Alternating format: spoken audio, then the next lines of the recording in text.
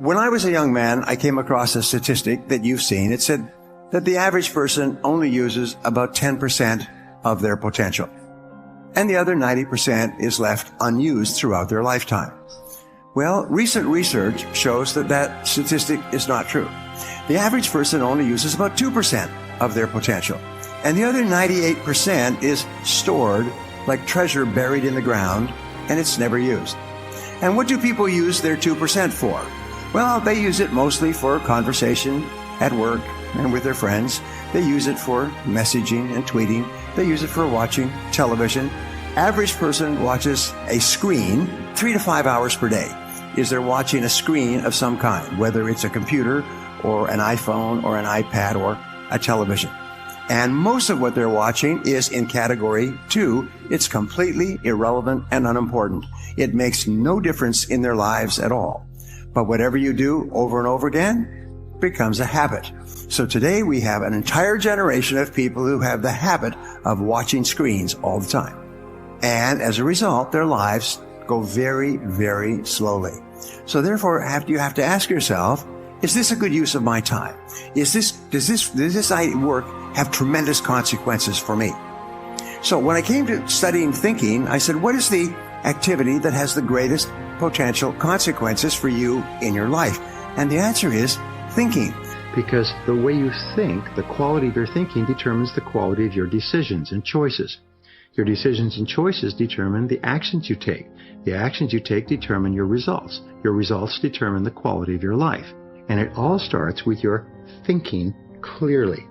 You know, sometimes you've heard me ask, what is the highest paid work in America? What's the most important work in any job or any company? And the answer is thinking. Thinking is the most valuable work. I began studying time management about 30 years ago, and I came across a word in my studies, and the word was consequences. And what it basically said is that something is important if it has big potential consequences, and something is unimportant if it has low or no potential consequences. Number one reason for success is people focus on things that have high potential consequences. Number one reason for failure is people focus on things that have low or no potential consequences. Very worst use of time is to work intently on something that need not be done at all. And one of the things that is holding back entrepreneurs, business owners, it's killing them, by the way, and it's wiping out an entire generation, is this obsession with technology. I see people that are walking with their phone. It's almost like drug addicts that are mainline. They cannot stop staring at their screen. They cannot stop pushing their buttons. The fact is that this obsession with looking at the screen and staying connected is killing people because it stops them from focusing. You cannot focus if you are distracted like an attention deficit disorder dog. So you're constantly ringing and responding to bells almost like a crazy person in a toy factory. What do most people do in the morning? Most people in the morning, they turn on their computers and they check their email for a few hours. And they turn up their bell, so it goes ding, ding, ding, ding, and they're like attention deficit disorder children. Ding, ding, ding, ding, ding, ding, answering their phone, ding, ding, ding. By the end of 2 or 3 hours, their brain is so flooded with dopamine that they're incapable of concentrating on anything. And so distraction, technological distraction today is killing you. It's destroying your hopes for your future. It's keeping you busy, and at the end of the day, you've accomplished nothing and you're exhausted.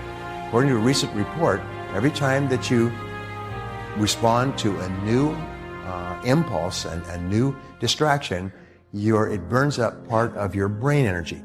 At the end of the day, of a typical day today, the average person's IQ has decreased by 10 points.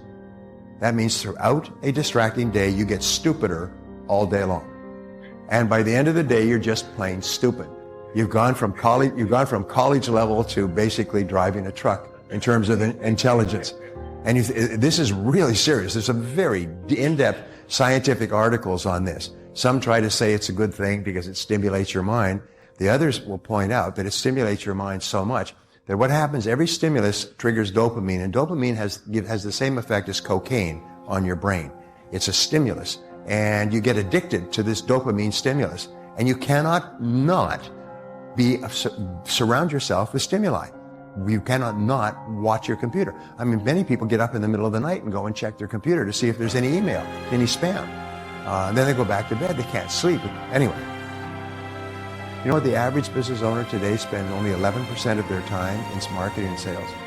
All the rest is distraction. And they don't even realize it until somebody follows them around with a camera and a stopwatch. The average business owner today is so distracted that they're distracted away from what they do. So I'll give you a very simple way to double your income, increase the size of your business, and become eventually wealthy, live in a big house, big car, and retire to Switzerland. Here it is. You ready? It's when you start in the morning, leave things off. Don't check your computer or your iPhone or your anything else. There's nothing there that's important. A friend of mine in New York wrote a book 2 years ago called Don't Check Your Email in the Morning. And then she just goes on to explain why checking your email in the morning starts the addictive process. And then you're addicted all day long. You just can't get out of it. It's like an alcoholic or a drug addict that takes a drink. They can't stop drinking. You take a shot, you can't stop. So don't turn it on. Leave it off. And the rule for success today is leave things off. Leave things off. Anyway. And so if thinking is the most important thing you do, because of the consequences of thinking determine the entire quality of your life, then the quality of your thinking determines the quality of your life. And so the more time that you spend thinking and thinking well and thinking clearly, the more successful you are. Over the years, I've worked with some very powerful people, billionaires and multi-billionaires, people who are on the Forbes 400 list repeatedly, over and over. And I've had a chance to be with them during crises. And when times where something was happening that was serious, it was a major problem. And I noticed that they all had one quality in common, is they all went calm. It's just, they went calm. People around them were angry and upset and worried about what happened and who did it and so on. And they would just go calm. Almost like a pond would go calm. And they knew, and I learned later, I didn't know why this was. I admired it, but I didn't know why it was, is that when your mind is calm, your entire cerebellum, the thinking and deciding brain, functions at its highest level, like turning up all the lights on a dimmer switch. It's functioning like a Christmas tree.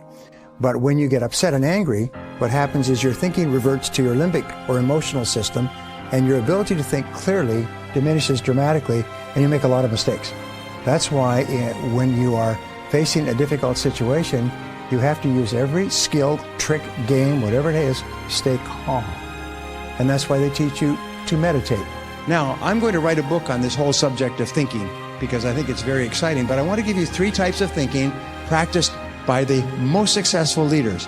And they're very simple, and they're based on many decades of research, Nobel Prize-winning results. Number 1 is called short-term thinking versus long-term thinking. Average people think short-term. They think for immediate gratification. They think what they want to do now. They watch television. They do things that give them immediate pleasure. Top people think long-term. They make long-term plans. They have long-term goals. They study and take courses and read books and come to courses in order to develop skills for the long term. So the more you think long-term, the more guaranteed you are to move up in your life and your work and your income. 50 years of research at Harvard transferred worldwide, and I began studying this many years ago. I loved this research. Most people missed it when it came out, and it just kind of faded away. But what it basically said is that it doesn't matter where you come from in life, all that matters is how far ahead you think. So if you think 5 or 10 years ahead, and you're willing to sacrifice, and this turned out to be the word in the research, if you're willing to sacrifice pleasure, TV watching, fun in the present, in order to work and prepare yourself for the future, then you'll have a wonderful future. So people who think long-term are the ones who move up faster in the ladder of success. The second type of thinking is called uninformed thinking versus informed thinking. And we'll come back to this later, but uninformed thinking is where we act without enough information. And if we do that, the probability, the consequences are that we'll probably make mistakes. Informed thinking is where we gather all the information in advance before we make our decision. And it requires patience, and it requires discipline, it requires slow thinking, it requires long-term thinking to be an informed thinker. People who rise to the top are people who make the best decisions and get the best results. And they are also people in 50 years of research who take the time to get more information. They keep asking questions, they keep studying, they keep learning. They hire consultants. They ask other people for advice. Sometimes one piece of advice from one person with experience in a particular area can change your thinking completely. So thinking, as Thomas Edison said, thinking is the most important thing that we do, and yet it is the most difficult, which is why most people won't do it. Most people do not do thinking. It's too hard. And thinking requires that you stop the clock, turn off your cell phone, shut off the phone, and spend some time thinking. In psychology, they call it mindfulness. You take some time and you think quietly about a big decision before you make it. Now, the third type of thinking is fast thinking versus slow thinking. Now, fast thinking is what you do when you are driving through traffic. You think fast. You have to think fast or you will be cut off or have an accident. Slow thinking is the thinking that is required when you are engaging in activities that have long-term consequences. When you are thinking about your career, when you're thinking about how to use your time, when you're thinking about your projects, when you're thinking about upgrading your skills, you use slow thinking. When you're thinking about business decisions that take a lot of time and money, then you use slow thinking. So the big mistake they found, this is Nobel Prize winning material, is that people use fast thinking when they should use slow thinking. They don't take enough time to think carefully about things before they do them, and then the consequences turn out to be very negative. The longer that you take to make an important decision, the better the decision will be. The higher quality decision. And Lord Acton once said, when it is not necessary to decide, it is necessary not to decide. In other words, the professor said, buy as much time as you can for a decision. Put it off. If you can put it off for a day, a weekend, a week, a month, put it off. Some of the best decisions that you make will be decisions that you will allow to steep for a while, like water in tea. So remember, anything that is important that has long-term consequences is a candidate for slow thinking. The rule is that fast decisions are usually wrong decisions. Especially fast decisions involving people or money are usually wrong decisions. So if you're going to make a decision that has long-term consequences, then you have to give it a lot of thought. You have to sort of look at it like a beautiful piece of porcelain. You look at it from every single side and think about it carefully. And the more carefully you think about a decision, the better the quality of that decision will be when you finally make it. How many times have you said, if I just thought about that a little bit more, I wouldn't have done it? Or if I just thought a bit better, or I just taken time to think? Well, superior people, through experience and through painful experience, learn to take their time in making important decisions. So one of the very best ways that you can develop the discipline of clear thinking is to sit in solitude for 30 to 60 minutes when you have a major problem or a major issue in your life. Solitude has been discovered and rediscovered throughout all the history of man as the most powerful of all thinking tools. You see, if you could imagine a bucket of water with silt in it, and it's all churned up and you can't see anything, but if you leave the bucket of water to sit for a while, all the silt will drop to the bottom and the water will become perfectly clear. This is what happens for you in solitude. If you sit calmly by yourself with no noise, no distractions, nothing to read, just sit quietly, which takes tremendous discipline the first few times you do it, at about 25 or 26 minutes your mind goes clear. And any problem that you've been working on, the solution just pops into your mind. Any issue that you've been dealing with, the answer just comes to you. It's almost like a miracle. When you practice solitude, you actually activate your superconscious mind and your intuition. And something that you've been having trouble with or wrestling with suddenly becomes clear and you know exactly what to do. Now here's the wonderful thing about solitude. Everybody who practices it will tell you it's incredible. And if you've never done it before, just practice it once. Sometime today, take 25, 30 minutes, take an hour if you can, and just sit quietly by yourself and allow your mind to calm. Sometimes it's called mind calming. And just allow yourself to calm down and think. And the most amazing things will happen. You'll start to make better decisions. You'll start to hear what is called the still small voice within. And the still small voice sometimes will shout at you so loudly you will be amazed. Now here's another way to think better. When you're dealing with any kind of a situation, write down every detail of the problem or situation. Take a sheet of paper, and the rule is think on paper, and write down every detail. How it happened, what's going on, the problems, the concerns, the cost, who's involved. Just write it down, write it down, write it down. And the most amazing thing happens between the head and the hand. As you're writing out all the details, sometimes exactly the right choice pops out at you. It becomes clear, but you would not have triggered that superconscious solution if you hadn't taken the time to think on paper. You see, better decision-making comes from the better thinking habits. And better thinking habits comes from practical experience. Learning both what to do and what not to do. Becoming a more effective thinker on paper is a sure way of becoming a more effective person in practice. There is something magical about writing down a problem. It is almost as though in the very act of writing what is wrong, you start to discover ways of making it right. Perhaps the source of this magic lies in the objective perspective that writing affords you. Even though you are describing your problem, your challenge, your life, your uncertainty, and your indecision, the fact that you are writing about it, as opposed to mentally pondering it, creates a space between you and the problem. It is within this space that solutions have room to grow. You see, writing about events and circumstances that occur helps you to clarify exactly what is happening. When we describe life to ourselves only in our minds, our imaginations tend to feed false or distorted information about how things are, positive or negative. When we describe a situation in writing, however, we become more factual, more accurate, and certainly more realistic.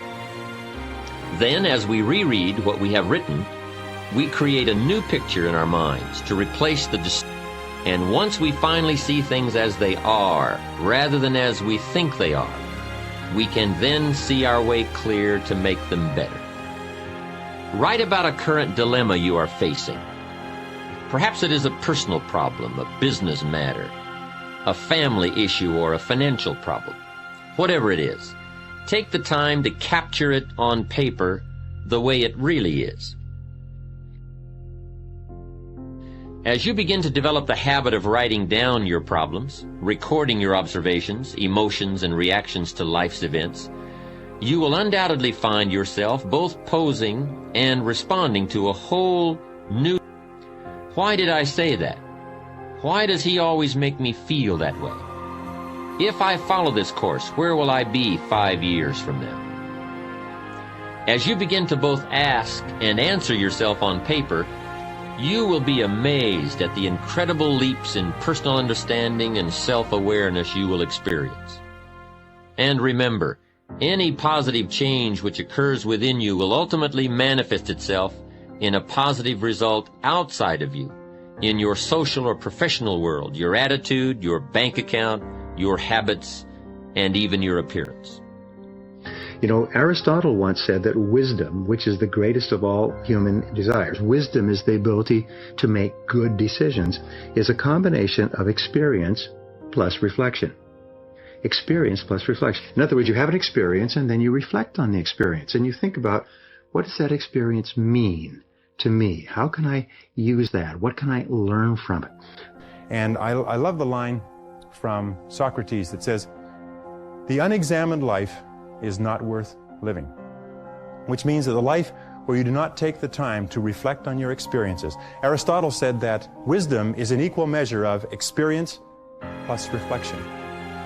And the reason so few people have wisdom is what they have is experience, experience, experience, but they never take the time to sit back and reflect on what's happening to them, reflect on what they're learning. How many people here have seen people get out of bad relationships and get immediately back into bad relationships? Or get out of a lousy job and immediately join a company and get into another lousy job? What is the natural thing that people do? They get fired or laid off from a job, they quit, they go down the street, they look for what? Another job exactly like it. Learn from your setbacks. This is one of the characteristics of high-performing men and women, is that every single time they have a problem or a difficulty, they sit back and they dissect it and they learn everything possible from it. They try to develop general principles. From each setback, they say, what is the valuable lesson I can learn? So you take a look at everything that has happened to you, take a look at the very most difficult experience that you're in right now, and ask yourself, what is the most valuable lesson I can learn from this experience? And believe me, if you look for the lesson, in the Bible it says, seek and ye shall find. It doesn't say seek and occasionally you might find something. It says seek and ye shall find. If you look for the valuable lesson or the seed of an equal or greater advantage or benefit in every difficulty, you will find it. It's always there. So reflecting on your experiences, and the best way to do that is to go for a walk. Just going for a walk where you can't listen to anything, don't take an iPod or anything, just go for a walk, 30 or 60 minutes, and just walk.